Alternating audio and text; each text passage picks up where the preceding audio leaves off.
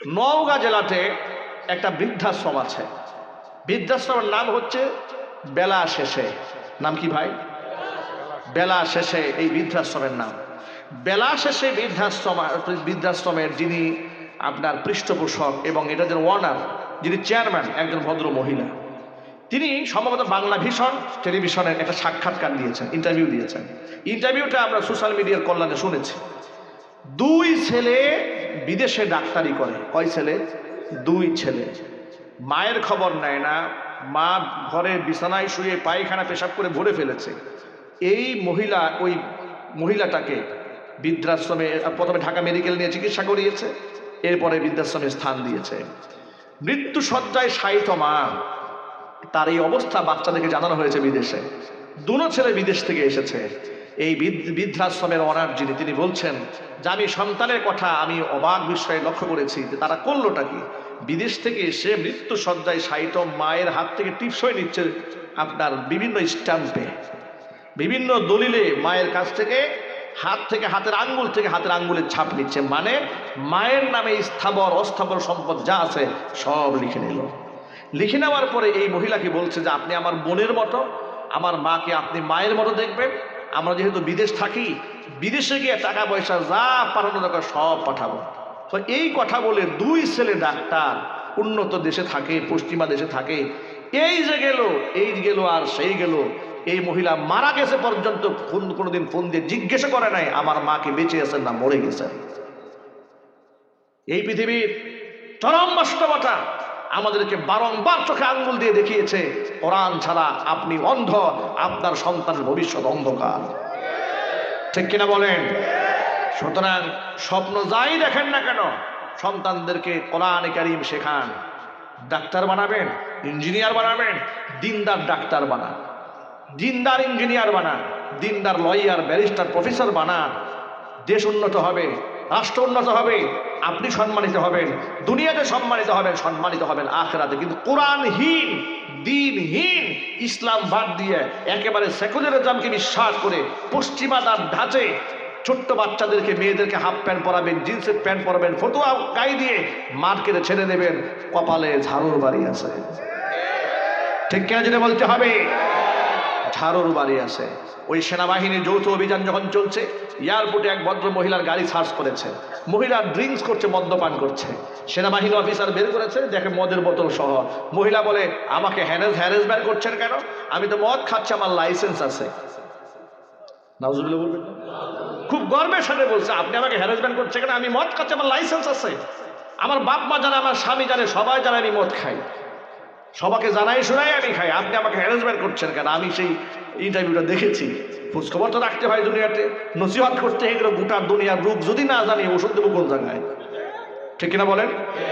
আমি কয়েকটা এক্সাম্পল আপনাদের সামনে দিয়েছি। আমি এটা তারা বোঝাতে চেয়েছি, এই যে আমাদের সন্তানরা আজকে হাফেজ করানো হয়েছে, ইনশাআল্লাহ এই সন্তানরা বাপ মার চোখের শীতলতা হবে। ইনশাআল্লাহ বলেন। আমরা চাই না আমাদের সন্তানরা চোখের শীতলতা হোক। আমরা চাই না আমাদের সন্তানরা ইয়াবা সেবন করুক, গাঁজা সেবন করুক, তারা কিশোর গ্যাংয়ের সদস্য হোক, সন্ত্রাস হোক, গুন্ডা মাস্তান হোক। এটা কি আমরা চাই? না, আমরা এটা চাই না। আমরা আদর্শ সন্তান চাই, যে সন্তান দুনিয়াতেও আমার সম্মান বয়ে আনবে, আখিরাতেও সম্মান বয়ে আনবে। আল্লাহ রাব্বুল আলামিন আমাদের সন্তানদেরকে 30 পারা কোরআন হাফেজ হিসেবে কবুল করেন। বীরদের মধ্যে কোরআন দিয়ে বিভাজন করেছেন মুহাম্মদুর রাসূলুল্লাহ সাল্লাল্লাহু আলাইহি ওয়াসাল্লাম। কিয়ামতের দিন দেখুন আমাদের দেশে বিশ্ববিদ্যালয়গুলোতে কিংবা গোটা পৃথিবীর বিশ্ববিদ্যালয়গুলোতে, হার্ভার্ড, ক্যামব্রিজ, ঢাকা ইউনিভার্সিটি, এই সমস্ত বিশ্ববিদ্যালয়গুলো থেকে যখন মানুষ স্নাতকোত্তর ডিগ্রি অর্জন করে, অনার্স কমপ্লিট করে, মাস্টার্স ডিগ্রি কমপ্লিট করে, পিএইচডি হোল্ডার হয়, তখন তাদেরকে বিশ্ববিদ্যালয় কর্তৃপক্ষ গাউন পরায়। পরে না ভাই? গাউন পরায়, মাথার মধ্যে ক্যাপ পরায় দেয়। গাউন পরে তাদেরকে সম্মাননা দেওয়া হয়েছে, মাথার মধ্যে ক্যাপ পরিয়ে সম্মাননা দেওয়া হয়েছে। কিয়ামতের দিন আল্লাহ রাব্বুল আলামিন কোরআন কারীমের হাফেজ এদের বাবা মাকে বেহেশতি গাউন পরাবেন। আরো আসতে, বেহেশতি গাউনটা আমাদের এই দুনিয়ার প্লাস্টিকের কাপড়ের গাউন নয়। কেমন গাউন? হাদিস থেকে শোনাচ্ছি। হাদিস শরীফের মধ্যে এসেছে ওয়ায়ুকসা হুল্লাতাইন লা তাকুমু লাহুমাদ দুনিয়া, এমন 2টা দামি পোশাক বাবা মাকে উঠায় দেওয়া হবে, এমন গাউন পরায় দেওয়া হবে পৃথিবী বিক্রি করলেও গাউনের মূল্য দেওয়া সম্ভব হবে না। তারা অবাক বিস্ময়ে আল্লাহকে জিজ্ঞেস করবেন, বিমা কাসাইটা না, আল্লাহ এই পোশাক তুমি কেন পরালে আমাদেরকে? এত সম্মানের পোশাক, এত দামি পোশাক, আমাদের মতো আদনা মানুষ পৃথিবী বিক্রি করলেও যে পোশাকের মূল্য হয় না। চিল্লায়ে বলেন আল্লাহু আকবার। আল্লাহ পাক বলবেন, ফায়ুকালু লাহুমা, বাবা মাকে বলা হবে, বিআখযি ওয়ালাদিকুমাল কোরআন, তোমাদের সন্তানরা কোরআন পড়েছিল না? বলে হ্যাঁ পড়েছিল। কোরআনে কারীম তোমার সন্তানরা পড়েছে, সেই সম্মানে আজকে তোমাদেরকে বেহেশতি এই দামি গাউন পরে দেওয়া হয়েছে। বাবা মাও সম্মানিত হবে। বাবা মা শুধু পরকালেই সম্মানিত হয় না, দুনিয়াতেও সম্মানিত হয়। সুবহানাল্লাহ বলবেন না? আল্লাহু আকবার বলেন। আজকে এই যে আজকে কথা বলি, আজকে কয় তারিখ? 27শে ডিসেম্বর 2024। 28 তো হয়ে গেছে না? ও রাত তো 1টা পার হয়ে গেছে। যাই হোক, আমরা ধরে নিলাম 27 তারিখ, যেহেতু 27 তারিখে মোটামুটি আমরা শুরু করেছি ওয়াজ, নাকি? আজকে আমরা শুরু করছি 28 তারিখে। যাই হোক, আজকে সকালবেলা আমার জামিয়া মাদানী আরাবিয়া, আপনারা জানেন আমি একটা মাদ্রাসা করেছি, জাজল সরকারি প্রাথমিক বিদ্যালয়ের সামনে মাদানী টাওয়ার করেছি। আমাদের নিজস্ব ভবনে আমরা আন্তর্জাতিক মানের প্রতিষ্ঠান করেছি। সকালবেলা একটা গার্জেন এসছে, পরিবার পরিজন সহ, বাচ্চা এসেছে, বাচ্চার বাবা এসেছে, বাচ্চার দাদি এসেছে, এসে আমার অফিস কক্ষে বসেছে। আমি জুমায় চলে যাব আম্বর সাথে, খুব তাড়াহুড়া করে বের হয়ে যাচ্ছি, 5 মিনিটের জন্য বসেছি। বসার পরে ওই যে দাদি মুরব্বী, উনি সামনে আসছে, বয়স্ক মানুষ, হিজাব পরা, পর্দা করা, আসছে সামনে। এসে আমার দিকে অবলোক দেখতে তাকায় থাকে, বলে আমাকে বলছে বাবা, বলছে বাবা তোমাকে আমি ইউটিউবে খুব ওয়াজ শুনি, খুব ওয়াজ শুনি তোমাকে বাবা, তোমাকে আমি খুব দেখি, আমার খুব স্বপ্ন আল্লাহ পাক আমার নাতিকে তোমার মতো বানাই দিক। আমাকে বলতেছে। আবার বলতেছে অফিসে অনেক লোকজন ছিলেন, মাহফিল কর্তৃপক্ষ আসছে দাওয়াত দেওয়ার জন্য, সবার সামনে বলতেছে, আহারে তুমি কোন মায়ের সন্তান, তুমি কোন মায়ের সন্তান। বারবার তিনি এই কথা প্রায় 3-4 বার বললেন। আপনারা আন্দাজ করেন পৃথিবীতে আমরা এমন কি আমল করলাম যে আমাদের বাপ মার জন্য মানুষ দোয়া করে? সুবহানাল্লাহ। তিনি বারবার বলছেন, তুমি কোন মায়ের সন্তান, আমি তোমার মতো আমার নাতিকে বানাতে চাই, তোমার মাদ্রাসায় পড়াতে চাই, তুমি একটু আমার গরিব, আমার নাতি, আমরা গরিব মানুষ, একটু স্থান দেবে। আমি বললাম ঠিক আছে, অসুবিধা নেই। আমি তো বলেছি দরিদ্র মেধাবী হলে আমি নিজের পকেটে টাকা দিয়ে দেখে পড়াবো। আমি আমার দায়িত্বশীল শিক্ষককে বলেছি ওনাদের সাথে কম্প্রোমাইজ করে যেভাবে টাকা রাখা যায় ব্যবস্থা করেন। কিন্তু আমি যেটা বোঝাতে চাই, আপনারা একটু আন্দাজ করেন, একজন ভদ্র মহিলা, একজন বয়োবৃদ্ধ মানুষ ইউটিউবে বয়ান শোনেন, কোরআন শোনেন, তাফসীর শোনেন, নাতিকে মাদ্রাসায় দেওয়ার জন্য এসছেন, বারবার বলছে তুমি কোন মায়ের সন্তান, কেমন মায়ের সন্তান। সুবহানাল্লাহ বলেন। সামান্য আল্লাহর কথা বলার কারণে আল্লাহ তাআলা যদি এই পৃথিবীতে মানুষের অন্তরে এমন মহব্বত দান করেন, কিয়ামতের মাঠে বাপ মার সম্মাননা দেখে অন্যান্য বাবা মারা কেমন আফসোসটা করবে। সুবহানাল্লাহ, সুবহানাল্লাহ। লোকেরা এই দেশে খুব গর্ব করে বলে আমার ছেলে কিন্তু এই আমেরিকার চান্স পেয়েছে, ইংল্যান্ডে যাচ্ছে, অক্সফোর্ডে চান্স পেয়েছে, ক্যামব্রিজে চান্স পেয়েছে, তারা বিদেশ থেকে ডক্টরেট করেছে। আপনাদেরকে ছোট্ট করে একটা ইতিহাস শোনায়, আপনাদের কষ্ট হচ্ছে ভাই। আবু বকর সিদ্দিক রাদিয়াল্লাহু তাআলা আনহু একদিন কোরআনে কারীমের আয়াত, ওয়া মান ইয়ামাল সুআন ইউজযা বিহি, পৃথিবীতে কোনো বান্দা যদি সামান্য গুনাহ করে অবশ্যই তার প্রায়শ্চিত্ত ভোগ করতে হবে। আয়াতটা নাযিল হওয়ার পরে আবু বকর সিদ্দিক রাদিয়াল্লাহু তাআলা আনহু ভীত সন্ত্রস্ত হয়ে কোমরটা এমন ভাবে সোজা করলেন তার মেরুদণ্ডের হাড় যেন ভেঙে যাচ্ছিল। আল্লাহর নবী সাল্লাল্লাহু আলাইহি ওয়াসাল্লাম আবু বকরকে জিজ্ঞেস করলেন, মা লাকা ইয়া আবা বকরিন সিদ্দিক, আবু বকর কি হয়েছে আপনার, আপনি হঠাৎ করে এরকম বেসামাল হয়ে গেলেন কেন? আবু বকর বলছেন, হে রাসূল আমি বড় ভয় পেয়েছি, আমি তো আশ্চর্য হয়ে যাচ্ছি, আল্লাহ কত মারাত্মক কথা কোরআনে বলেছেন, মাইয়া আমাল সুআন ইউজযা বিহি, যদি একটি গুনাহও কেউ করে, আদনা থেকে আদনা হোক, ছোট থেকে ছোট হোক, যে কোনো গুনাহ করলেই যদি প্রায়শ্চিত্ত ভোগ করতে হয়। আমাদের জানা অজানা অসংখ্য গুনাহ ভাই আছে না? আরো জোরে বলেন। আমাদের তো গুনার তো শেষ নাই। আবু বকরের মতো মানুষ অস্থির হয়ে যাচ্ছে যে গুনার কারণে যে প্রায়শ্চিত্ত ভোগ করতে হয়, অবস্থাটা হবে কি? অস্থির হয়ে যাচ্ছে। আল্লাহ নবী সান্ত্বনা দিয়ে বলছেন, আবু বকর আপনি যখন রাস্তায় চলেন, চলার পথে কি পায়ে হুঁচট খান না? বলে হে রাসূল খাই। আপনি যে চলার পথে হুঁচট খেলেন, আপনার এই হুজুরের কারণে আপনার আমল নামার সগীরা গুনাহগুলো আল্লাহ এমনি মাফ করে দেয়।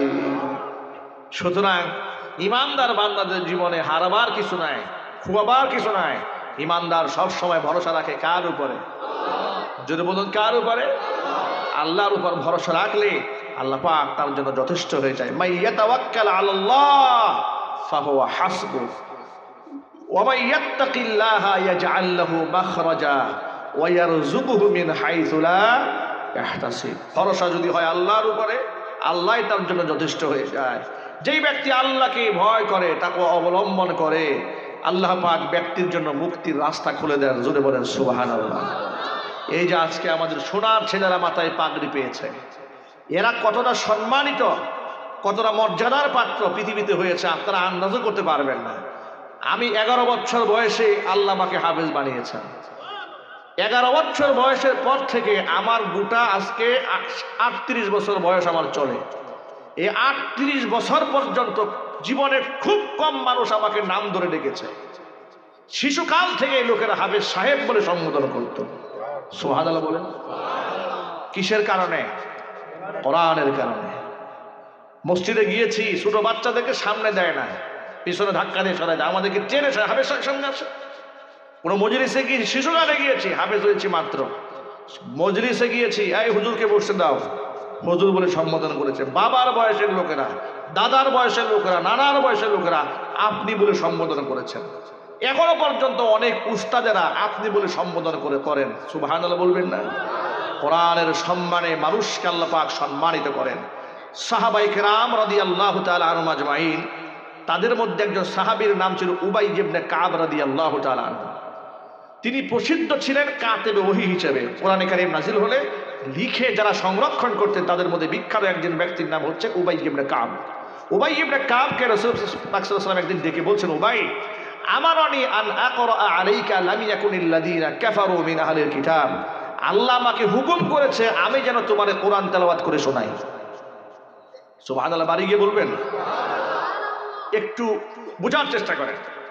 উবাই ইবনে কাবকে রাসূল ডেকে বললেন, ও উবাই, আল্লাহ আমাকে হুকুম করেছে আমি যেন তোমাকে সূরা বাইয়িনাটা তেলাওয়াত করে শোনাই।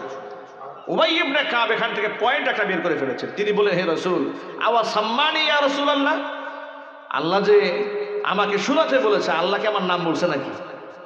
সুবহানাল্লাহ বলবেন না? যে আল্লাহর জবানে কি আমার নাম উঠেছে? রাসূল বলেন, হ্যাঁ, আল্লাহ তোমার নাম ধরে বলেছে। চিল্লায় বলেন আল্লাহু আকবার।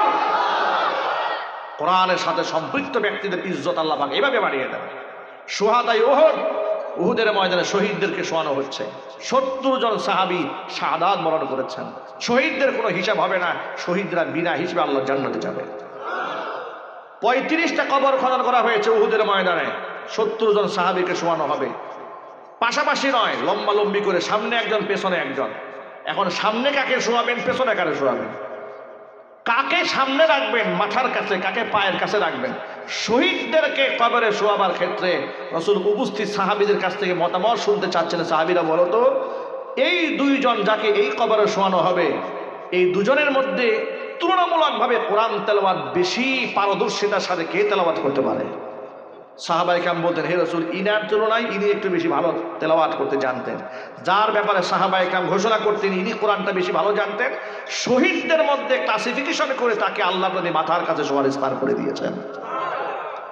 শহীদদের মধ্যে কোরআন দিয়ে বিভাজন করেছেন মুহাম্মদুর রাসূলুল্লাহ সাল্লাল্লাহু আলাইহি ওয়াসাল্লাম। কিয়ামতের দিন দেখুন আমাদের দেশে বিশ্ববিদ্যালয়গুলোতে, কিংবা গোটা পৃথিবীর বিশ্ববিদ্যালয়গুলোতে, হার্ভার্ড, ক্যামব্রিজ, ঢাকা ইউনিভার্সিটি, এই সমস্ত বিশ্ববিদ্যালয়গুলো থেকে যখন মানুষ স্নাতকোত্তর ডিগ্রি অর্জন করে, অনার্স কমপ্লিট করে, মাস্টার্স ডিগ্রি কমপ্লিট করে, পিএইচডি হোল্ডার হয়, তখন তাদেরকে বিশ্ববিদ্যালয় কর্তৃপক্ষ গাউন পরায়। পরে না ভাই? গাউন পরায়, মাথার মধ্যে ক্যাপ পরায় দেয়। গাউন পরে তাদেরকে সম্মাননা দেওয়া হয়েছে, মাথার মধ্যে ক্যাপ পরিয়ে সম্মাননা দেওয়া হয়েছে। কিয়ামতের দিন আল্লাহ রাব্বুল আলামিন কোরআনে কারীমের হাফেজ এদের বাবা মাকে বেহেশতি গাউন পরাবেন। আরো আসতে, বেহেশতি গাউনটা আমাদের এই দুনিয়ার প্লাস্টিকের কাপড়ের গাউন নয়। কেমন গাউন? হাদিস থেকে শোনাচ্ছি। হাদিস শরীফের মধ্যে এসেছে, ওয়া ইউকসা হুল্লাতাইন লা তাকুমু লাহুমা দুনিয়া এমন দুটা দামি পোশাক বাবা মাকে উঠায় দেওয়া হবে, এমন গাউন পরায় দেওয়া হবে, পৃথিবী বিক্রি করলেও গাউনের মূল্য দেওয়া সম্ভব হবে না।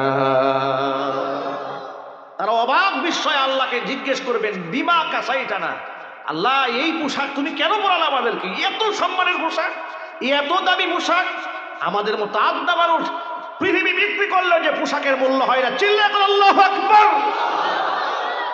আল্লাহ পাক বলবেন, ফায়ুকালু লাহুমা, বাবা মাকে বলা হবে, বিআখযি ওয়ালাদিকুমাল কোরআন, তোমাদের সন্তানরা কোরআন পড়েছিল না? বলে হ্যাঁ পড়েছিল। কোরআনে কারীম তোমার সন্তানরা পড়েছে, সেই সম্মানে আজকে তোমাদেরকে বেহিশতি এই দামি গাউন পরে দেওয়া হয়েছে। বাবা মাও সম্মানিত হবে। বাবা মা শুধু পরকালেই সম্মানিত হয় না, দুনিয়াতেও সম্মানিত হয়। সুবহানাল্লাহ বলবেন না? আল্লাহু আকবার বলেন।